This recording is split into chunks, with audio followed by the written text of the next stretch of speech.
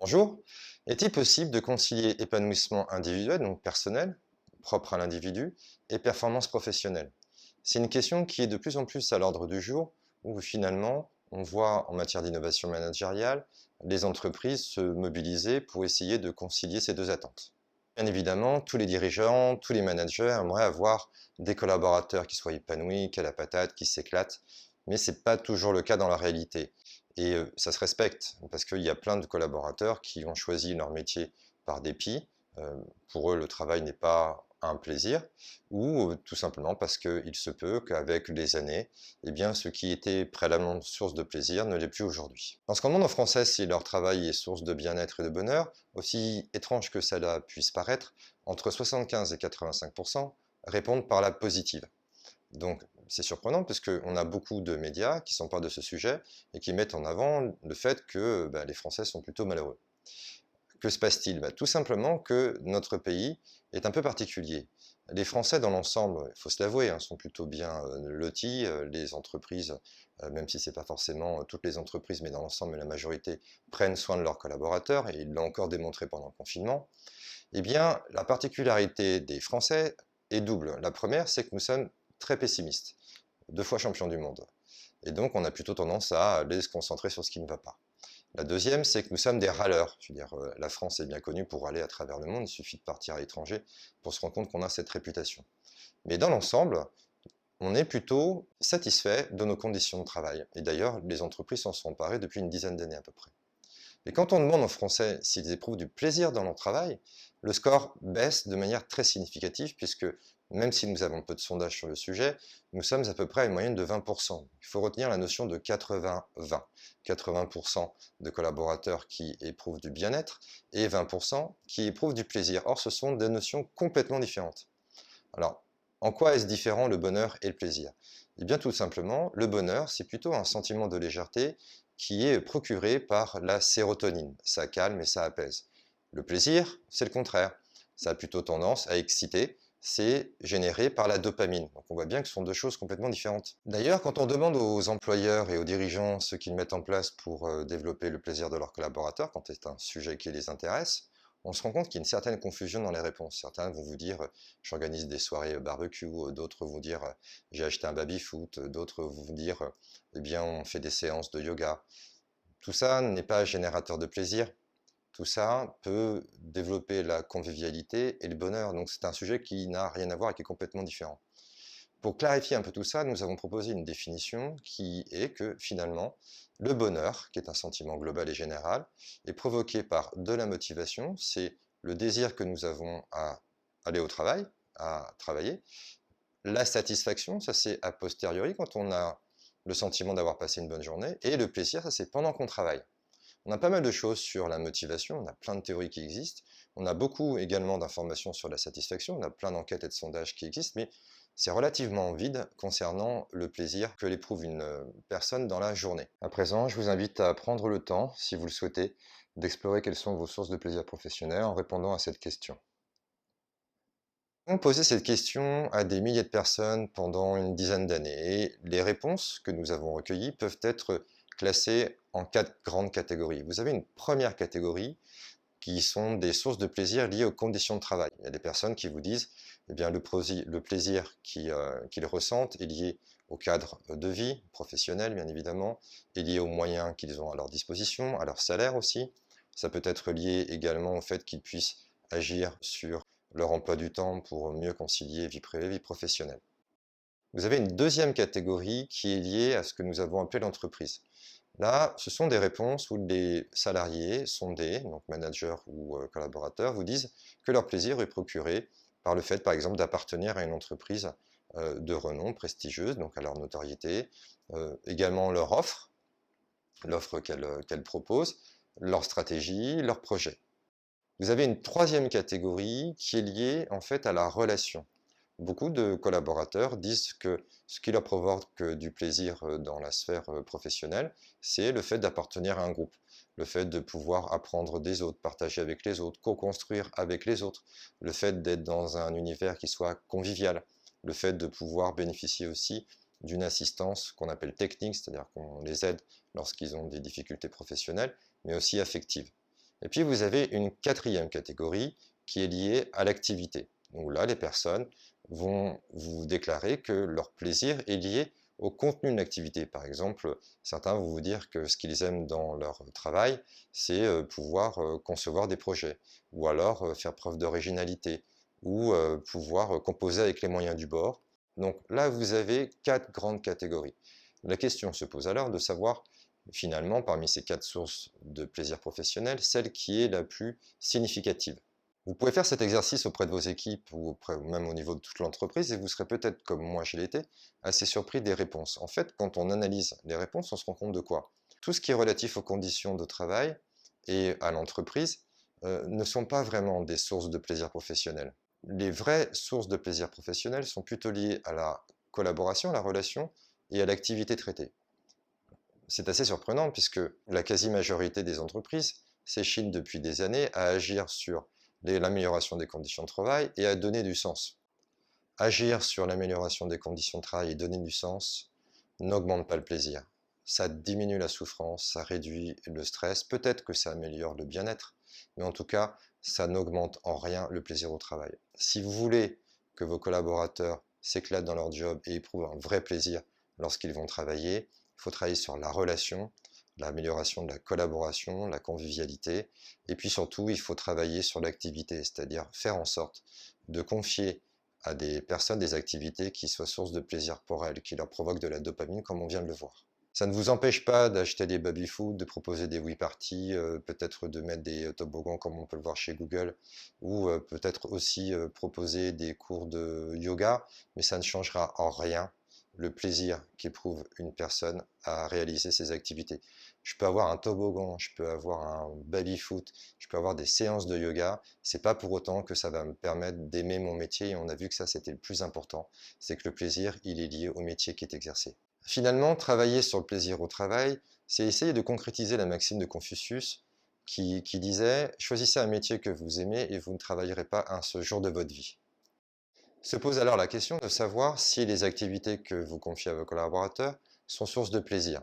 C'est une question que je pose régulièrement à des dirigeants et j'ai des réponses assez surprenantes. Et j'ai beaucoup de dirigeants qui me disent bah, « moi je sais ce qui leur procure du plaisir, ils sourient ».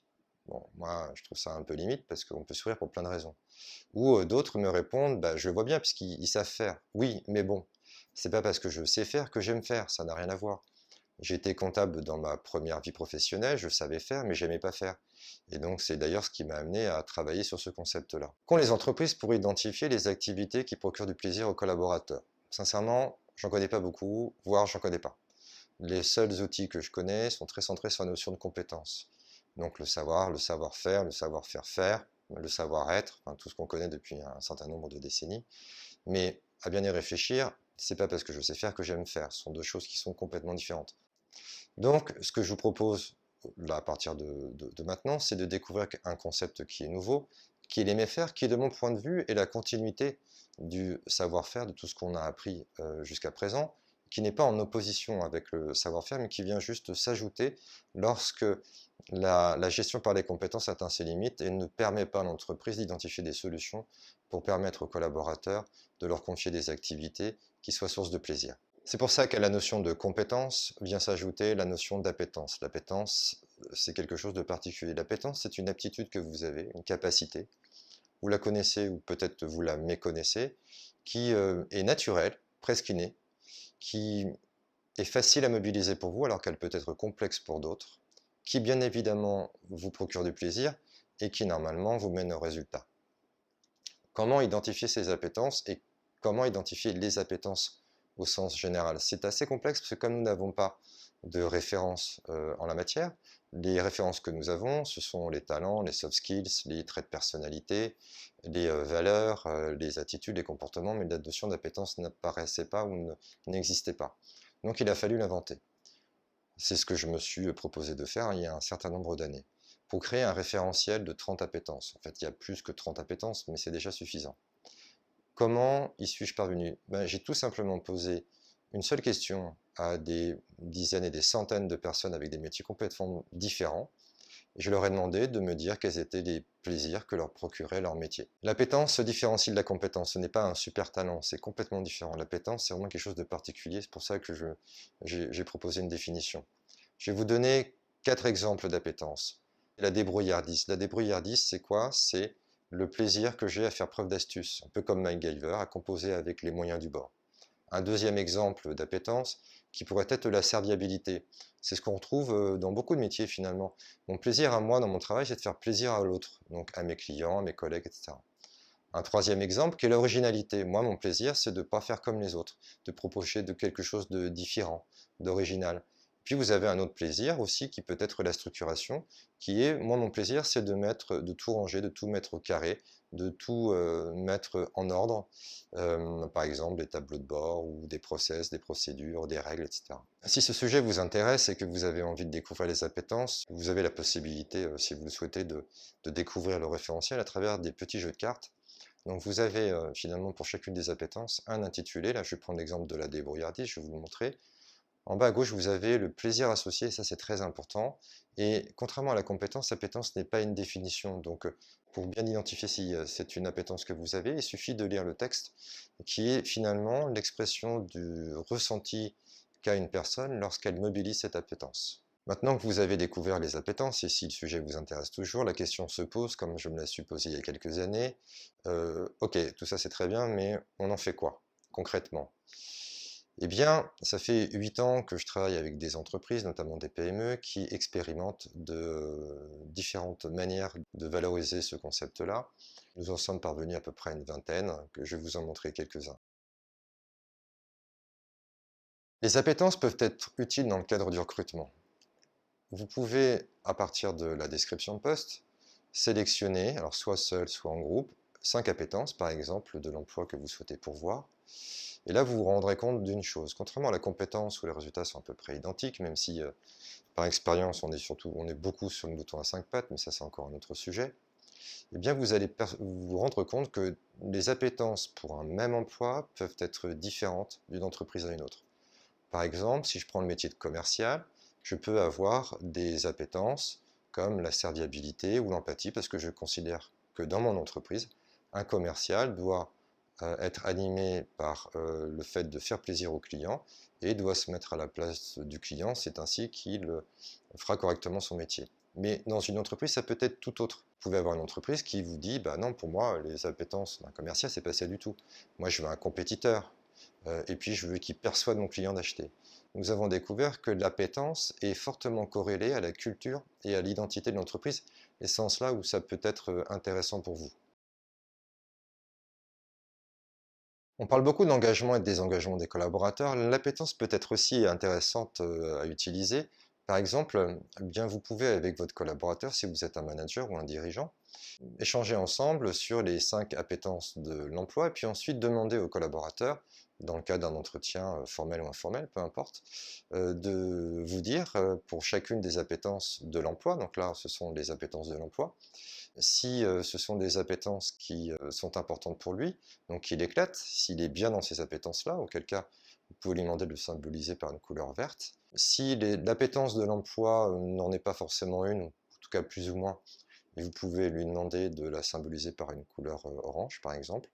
Et si l'appétence que requiert l'emploi n'en est pas du tout une, et là la symboliser par une couleur rouge. Ça vous permettra de prendre conscience des raisons pour lesquelles peut-être la personne n'est pas engagée, n'est pas motivée dans son travail. Peut-être que c'est tout simplement lié au fait que les activités qu'on lui confie mobilisent des appétences qui ne sont pas du tout les siennes. Vous avez aussi la possibilité, si vous le souhaitez, et c'est souvent ce qu'on fait lorsqu'on initie des nouvelles pratiques managériales, d'inviter le collaborateur à sélectionner ses appétences et puis de lui demander de proposer des actions qui pourraient mobiliser ses appétences et être bénéfiques pour l'entreprise, soit au niveau de son emploi, soit au niveau de l'équipe, soit au niveau d'un projet. Et quand vous êtes dans une entreprise un peu plus ouverte, peut-être l'inviter à proposer des idées sur d'autres métiers, parce que moi je crois beaucoup que tout le monde a des bonnes idées, et étant ancien comptable, je pense qu'il est totalement possible qu'un comptable puisse proposer des idées sur l'amélioration de l'offre marketing par exemple. Vous pouvez utiliser aussi cette matrice qui croise deux notions, la notion de compétence et d'appétence, Elle a pour objectif de permettre aux managers et aux collaborateurs d'échanger sur les activités qui procurent du plaisir ou du déplaisir. C'est relativement simple d'utilisation, il suffit de demander aux collaborateurs de déclarer dans le cadran en haut à droite toutes les activités qu'il sait faire et qu'il aime faire. Ça permettra au manager d'avoir accès à sa zone de plaisir. Il peut mentionner sur le cadran en bas à droite toutes les activités qu'il ne sait pas encore faire et qu'il aimerait faire de manière à pouvoir révéler la zone de désir. En haut à gauche, il peut mentionner les activités qu'il sait faire mais qu'il n'aime pas faire ou qu'il n'aime plus faire. C'est ce que nous avons intitulé la zone de concession. Et enfin, en bas à gauche, toutes les activités qu'il ne sait pas faire et qu'il n'aimera pas faire. Nous avons appelé ça la zone de résistance.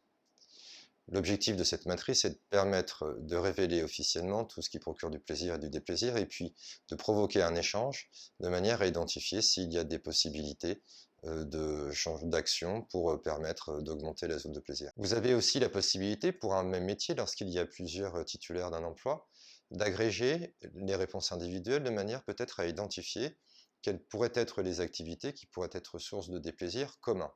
L'exemple que vous pouvez visionner démontre que pour le métier de manager, par exemple, il y a deux activités qui déplaisent et pour lesquelles le manager ne se sent pas à l'aise, c'est tout ce qui est gestion des tensions et imagination de nouvelles idées. Vous pouvez également utiliser l'approche par les appétences dans le cadre de la conduite de projet. Il est très fréquent dans les entreprises que les personnes qui conduisent les projets soient les mêmes de bout en bout. Or, quand on décompose un peu les différentes étapes d'un projet, on se rend compte qu'elles mobilisent des appétences complètement différentes. On peut tout à fait imaginer qu'il y ait des personnes qui viennent en renfort, soit au début, soit pendant, soit après le projet, comme par exemple une personne qui n'aurait pas forcément participé au début, au milieu du projet, mais qui se verrait confier la promotion du projet parce qu'elle a une aptitude qu'est la narration, que n'ont peut-être pas les membres de l'équipe projet. Je terminerai par l'utilisation des appétences dans le cadre de tout ce qui est retour à l'emploi, réorientation professionnelle ou mobilité. La France va être amenée à vivre des moments que je trouve personnellement dramatiques dans les mois qui viennent parce que beaucoup d'entreprises vont être amenées à se séparer de collaborateurs dont ils sont satisfaits pour des raisons économiques. Donc il va bien falloir que ces personnes retrouvent un emploi. L'idée qu'on a, c'est que ça va être compliqué pour eux de retrouver un emploi parce qu'ils ont été licenciés dans un secteur qui est a priori sinistré. Donc il va bien falloir qu'on imagine de nouvelles manières de gérer le retour à l'emploi dans notre pays. Or, aujourd'hui, l'outil dont disposent nos institutions et les entreprises est principalement la compétence. La compétence ne permet pas d'identifier des passerelles d'emploi, que permet l'appétence. L'exemple que je vous montre le démontre. Vous prenez 4 métiers, le métier de cuisinier, le métier de décorateur d'intérieur, le métier de paysagiste et le métier de web designer. Si on le regarde sous l'angle de la compétence, ils n'ont rien à voir puisqu'ils ne mobilisent pas les mêmes compétences. Donc il est peu probable qu'on puisse imaginer des liens entre ces différents métiers et qu'on puisse proposer à, je ne sais pas, un cuisinier de devenir par exemple web designer. Or, si on le regarde sous l'angle des appétences, on se rend compte rapidement que ces 4 métiers mobilisent des appétences communes. Par exemple, la structuration, l'esthétisme, la créativité, voire l'originalité. Donc, si l'on considère que la compétence à acquérir peut être faite rapidement, et ce qui peut être démontré, parce que lorsqu'on est dans sa zone de plaisir, on apprend beaucoup plus vite, on peut très très bien, avec les appétences, offrir de nouvelles perspectives à notre pays en matière d'évolution professionnelle, de réorientation et de retour à l'emploi. Donc je voudrais juste terminer par un exemple d'entreprise qui valorise et qui mobilise les appétences, qui est Assist Alliance, qui est en fait une entreprise d'aide à la personne dont le métier n'est pas toujours évident, et son dirigeant a pris conscience il y a un certain nombre de mois déjà qu'il fallait trouver des solutions pour compenser la pénibilité de collaborateurs qui avaient un métier ô combien utile, mais vraiment pas forcément facile tous les jours. Donc c'est pour ça qu'il a créé le catalogue du plaisir. Le catalogue du plaisir, et je vous montre l'exemple, c'est un catalogue où les collaborateurs peuvent, s'ils le souhaitent, exercer des missions temporaires qui mobilisent leurs appétences. Ça peut être par exemple animer une communauté sur Facebook, ça peut être négocier une convention avec une entreprise, bref, tout est possible. L'objectif, c'est de permettre d'apporter quelque part des petites bulles d'oxygène, de manière à permettre de maintenir un niveau d'engagement dans la durée le plus longtemps possible. Je viens de vous présenter l'approche par les appétences. J'espère qu'elle vous a intéressé, qu'elle sera utile. Moi, je crois profondément qu'il est important dans notre pays aujourd'hui qu'on puisse raisonner autrement que par le diplôme et par l'expérience. Ce n'est pas parce qu'on a des diplômes qu'on sait faire pour autant, et c'est pas parce qu'on a l'expérience qu'on est capable d'affronter un futur qui ne ressemblera peut-être pas à ce que nous avons connu par le passé. Si le sujet vous intéresse, vous avez la possibilité, donc ça c'est le côté promotionnel que je n'aime pas, mais enfin il faut que je le fasse, c'est pas mon appétence du tout, la persuasion notamment, de pouvoir acheter si vous le souhaitez les 30 cartes appétences pour les manipuler et voir comment vous pourriez les utiliser. Je vous remercie et je vous dis à bientôt.